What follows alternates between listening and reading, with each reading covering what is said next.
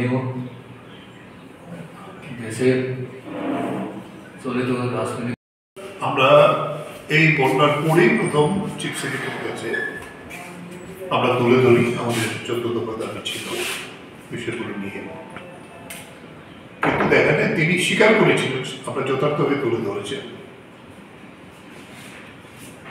এরপর আমরা এটা আমাদের কেন্দ্রীয় কমিটিতে জানাই। কেন্দ্রীয় কমিটি দ্রুততার সঙ্গে ত্রিপুরার অবস্থা পর্যবেক্ষণ করার জন্য আমাদের সহসভাপতি আমরারাম এমপি এবং আমাদের অর্থ সচিব প্রিকৃষ্ণ প্রসাদ এবং আমাদের রাজ্যের টিম সহ আমরা এই সোনাপাড়া মহকার 3টি জায়গার নলছল, মেলাগড় এবং সোনাপাড়া, বেজিমারা,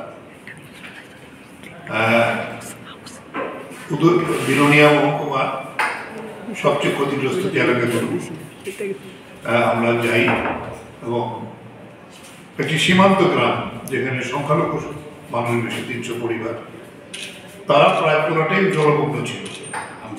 আমজাদনগর এটা আমরা যাই দেখি। এরপরে আমরা যাই সেখানে শান্তিবাজার মহকুমার সবচেয়ে ক্ষতিগ্রস্ত যে এলাকা মণিপুর। এরপরে তারা চলে যান ওই দিন রাত্রেবেলায় কাজ ছিল যে আমরা আমাদের রাজ্য টিমের পক্ষ থেকে আমরা উদয়পুর, তারপরে অমরপুর, সাবরক, এই বন্যা দুর্গত এলাকাগুলো একেবারে সরজমিনে গিয়ে মাঠে কৃষকদের সঙ্গে কথা বলি। তার অভিজ্ঞতা কালকে আমরা আমাদের রাজ্য কমিটির মিটিংয়ে আমাদের প্রতিনিধিরা আলোচনায় অংশ নিয়েছেন, এই বিষয়গুলো আমরা বিস্তৃত দিয়েছি। তার ভিত্তিতে আমরা আমাদের রাজ্য কমিটি থেকে টোটাল পরিস্থিতি নিয়ে, সামগ্রিক পরিস্থিতি নিয়ে 12 দফা দাবি এটা আপনাদের কাছে আজকে বলা হবে। আমরা যেটা দেখেছি তাতে যে ক্ষতি আমাদের হয়েছে, মাঠের পরে মাঠ, এক ফোঁটা চিহ্ন নেই ফসলের, সবচেয়ে ক্ষেত সবটাই একেবারে নষ্ট হয়ে গেছে।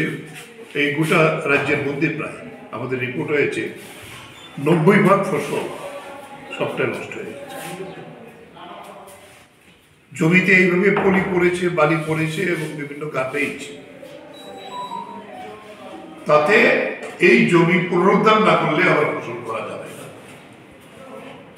পুকুর, বন্যা দুর্গত এলাকায় পুকুর, লেক যা আছে কিচ্ছু নেই, সমস্ত মাছ চলে গেছে।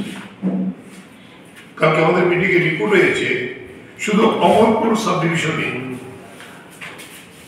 300-র উপরে গরু বন্যায় ভাসিয়ে নিয়ে গেছে, 580টি ছাগল নিয়ে গেছে বন্যায় ভাসিয়ে।